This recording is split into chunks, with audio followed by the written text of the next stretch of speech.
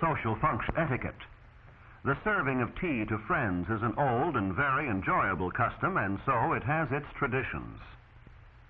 These rules are not arbitrary, but have grown out of the wish of each woman to please her friends. June's suggestion of using a white linen cloth for the tea table is considered incorrect. A lace cloth or an embroidered cloth or one of Italian cutwork is preferable in that it is better suited to the type of occasion. A fine cloth, something that your friends can enjoy. You show your politeness by offering your guests every consideration. The cloth is spread with care so that it is smooth and hangs evenly at the sides.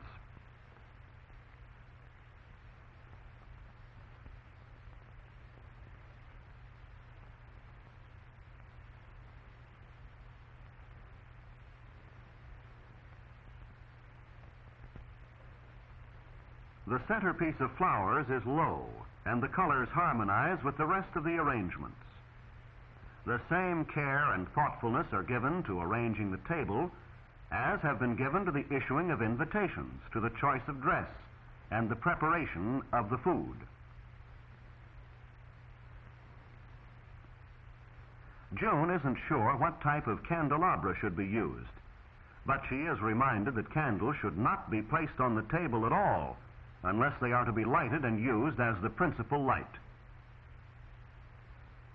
Since this is her intention, candelabra are chosen which are not too high and which will hold enough candles to furnish sufficient light. The candelabra are then placed where they will light the table and yet not interfere with the serving. The placement is exact and symmetrical, giving a feeling of balance in the design of the arrangements. Exactness in details helps tremendously in giving the final impression of perfection.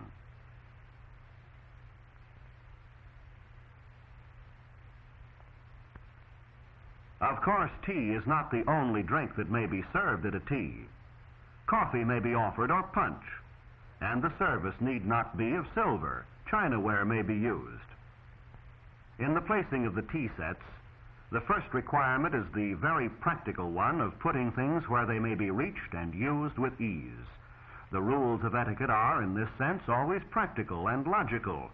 The reason behind each rule is not hard to find. You are treating others as you would want them to treat you. The pourer will have the tea urn conveniently at her right, the cream and sugar at her left. The convenience of the guest who will pour the tea is kept in mind in the placing of the cups, too.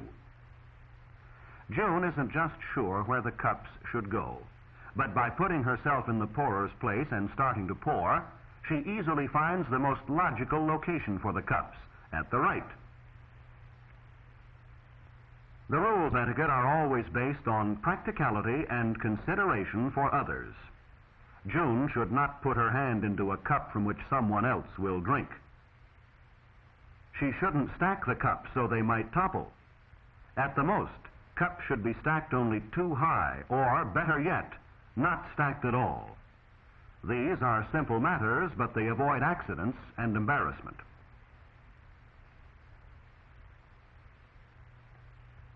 The plates are placed where a guest may readily pick one up, receive a cup of hot tea upon it, and still not have to move all around to reach the food that is offered. At the other end of the table, the plates and cups are arranged in the same way. Perhaps tea will be served at one end and coffee at the other. However, the table arrangements are the same so that the two ends balance. And in this way, the symmetry of the design is maintained. Each part of the arrangement will add its share to the total effect in making the completed table attractive.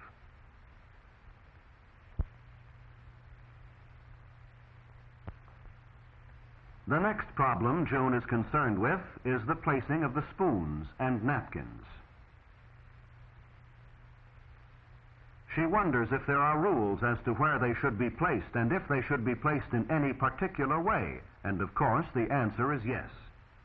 They should not be stacked or piled up, but be placed singly and staggered for ease in picking them up. The napkins that have been selected are small tea napkins which match the tablecloth, and their arrangement this way adds to the attractive appearance of the whole table. As the arrangements take shape, we see that we are being guided by two principles. One is the practical concern of serving food and drink.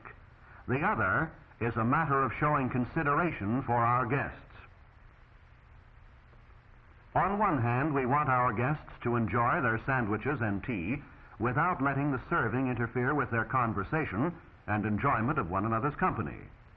On the other hand, we want the arrangements aesthetically pleasing as a tribute to our friends. The candles, straight and firmly fixed, will give an intimate light, a warm and friendly tone. The flowers will add their color and fragrance. The food also will be dainty, bite-sized sandwiches and cakes that are pleasing to the eye as well as to the taste. The plates of food are well filled, but not overflowing. It is a simple matter to bring another plate when one of these is emptied, or to replenish one of the small dishes of nuts or candies. And now that our table arrangement is almost complete, we may begin to check ourselves to see that everything is in readiness and in proper order. As the guests arrive and see the table, will their first impression be one of orderliness, simplicity, and good taste? Will they then notice that the arrangement is also practical and efficient, nothing omitted, such as slices of lemon for those who prefer it to cream and sugar? May we now be assured that each guest can, with the greatest of convenience and without interrupting her conversation with friends, step to the table, take up a napkin, plate, and spoon, accept a cup of tea from the pourer, chat as she moves along the table, helping herself to lemon, to the nuts or candies, then to the sandwiches or cakes. And can't we be sure that she will enjoy the flowers and the candles, appreciate a fine cloth and nice napkins?